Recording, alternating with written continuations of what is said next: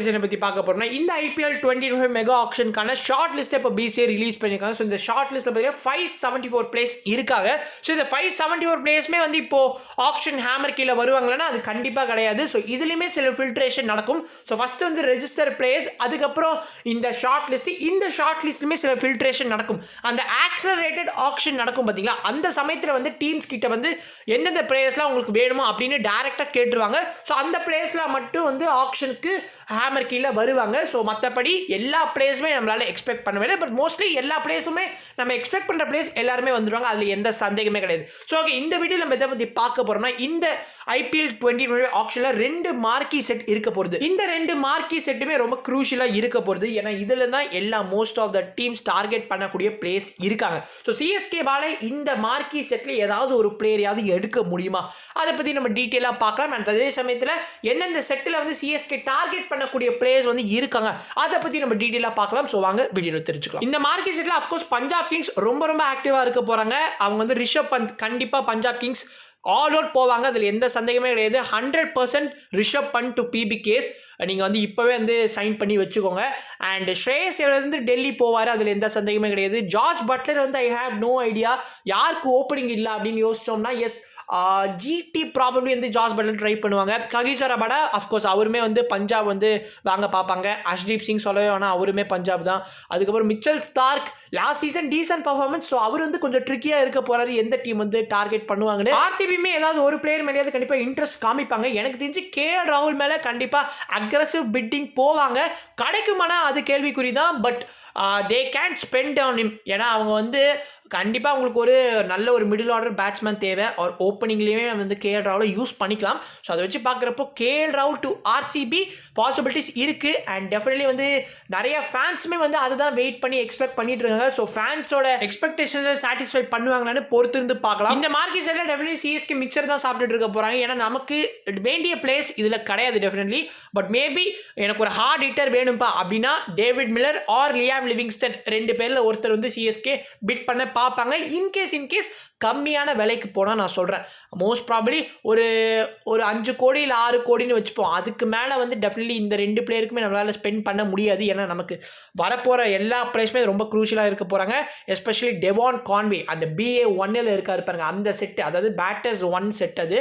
So அந்த settle Devon Conway வராரு. So இந்த மார்க்கி செட்டில் முடிஞ்சதுக்கப்புறம் அந்த செட்டு ஆரம்பிக்கும். டெவான் கான்வே டு சிஎஸ்கே 100% அது நடக்க போகிறது. ஏன்னா நம்மக்கிட்ட ஒரு ஆர்டிஎம் இருக்குது, அதையும் மீறி நம்மக்கிட்ட வந்து மணியுமே இருக்கிறதுனால டெஃபினெட்லி டெவான் கான்வே வந்து வாங்க பார்ப்பாங்க. நமக்கு ஓப்பனிங் செட்டில் ஆகிடும் Devon Conway and Ruthu. So last season அதை நம்ம மிஸ் பண்ணியிருந்தோம். ஸோ இந்த சீசன் வந்து அது கண்டிப்பாக நம்ம சால்வ் பண்ணிடுவோம். ரச்சின் ரவீந்திராவை மிஸ் பண்ணுற மாதிரி இருக்கும்.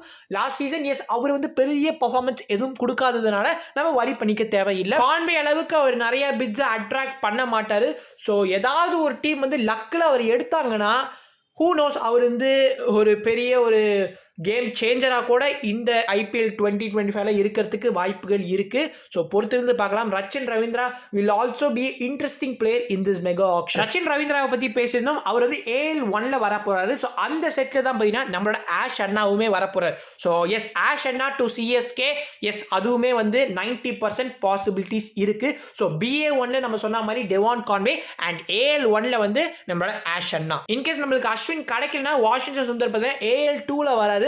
ஸோ அவருமே வந்து சிஎஸ்கே வந்து வரத்துக்கு பாசிபிலிட்டிஸ் இருக்கு. ஸோ பொறுத்திருந்து பார்க்கலாம். அண்ட் அந்த AL2 கண்டிப்பாக மார்க் பண்ணி வச்சுக்கோங்க. சிஎஸ்கே அந்த செட்டை பார்த்தீங்கன்னா வேற லெவலில் வந்து டார்கெட் பண்ண போகிறாங்க. ஏன்னா அந்த செட்டில் தான் பார்த்தீங்கன்னா சாம் கரனுமே இருக்காரு. ஸோ சாம் கரன் நம்மளோட சுட்டி குழந்தை ஹோம் கம்மிங் அது கூட பாசிபிலிட்டிஸ் இருக்கு.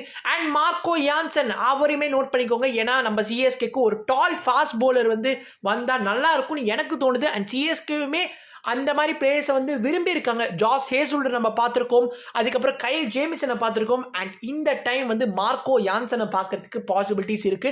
ஸோ அந்த செட்டில் தான் பார்த்தீங்கன்னா நம்மளோட வாஷிங்டன் சுந்தர், மார்க்கோ யான்சன், சாம் கரன் இந்த 3 பிளேயர்ஸுமே இருக்காங்க. டேரில் மிச்சலுமே அந்த செட்டில் தான் இருக்காரு.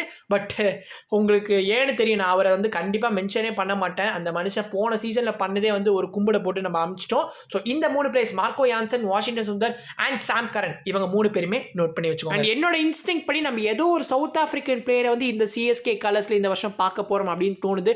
அது ஜெரால்ட் கோஜியா கூட இருக்கலாம், இல்லைனா நான் சொன்ன மாதிரி மார்க்கோ யான்சனா கூட இருக்கலாம். Gerald goji also very good chance இருக்குங்க. ஏன்னா அவர் வந்து ஆல்ரெடி நம்ம சிஎஸ்கேவோட இன்னொரு ஃப்ரான்ச்சைஸியான டிஎஸ்கேக்காக ப்ளே பண்ணியிருக்காரு. ஸோ அதனால ஜெரால்ட் கோஜியுமே பாசிபிலிட்டிஸ் இருக்குது. அண்ட் இப்போ வந்து ஃபாஸ்ட் பவுலர்ஸ் செட்டு 2வது செட்டில் பார்த்தோம்னா நம்மளோட புவனேஸ்வர் குமார் இருக்கார். எஸ், இவர் வந்து நம்ம சீக்காவோட சேனலில் வந்து நம்மளோட சீக்கா எடுத்திருந்தாரு. ஸோ 10 கோடி கொடுத்து எடுத்திருந்தாரு. அந்த லெவலுக்கு வந்து பி குமாருக்கு போனோன்னா அவ்வளோதான், நம்மளோட சோழி முஞ்சி. அதனால் கம்மியான விலைக்கு வந்து நம்மளோட புவனேஸ்வர் குமாரை எடுத்தாங்கன்னா எஸ் நம்மளுக்கு பவர் பிளே சும்மா மனுஷன் வந்து தீபக் சர் அளவுக்கு ஸ்விங் பண்ணி அதுக்கும் மேலே வந்து ஸ்விங் பண்ணி தருவார். So B Kumar to CSK அதுவுமே பாசிபிலிட்டிஸ் இருக்குது. அண்ட் அந்த செட்டில் நம்மளோட தேஷ்பாண்டேவுமே இருக்கார். ஸோ அவருமே இன்கேஸ் கம்மியான விலைக்கு போனார்னா அவருமே சிஎஸ்கே வந்து பைபேக் பண்ண பார்ப்பாங்க. ஸோ இதெல்லாம் தான் என்னோட டாப் மோஸ்ட் ப்ரெடிக்ஷன்ஸாக இருக்குது. ஸோ இன்னுமே நிறைய ப்ரெடிக்ஷன்ஸ் இருக்குது. ஸோ அதெல்லாம் வந்து இன்கேஸ் நமக்கு டைம் கிடச்சுன்னா இன்னொரு வீடியோவில் பார்க்கலாம். So I will next video. பீஷியஸ்.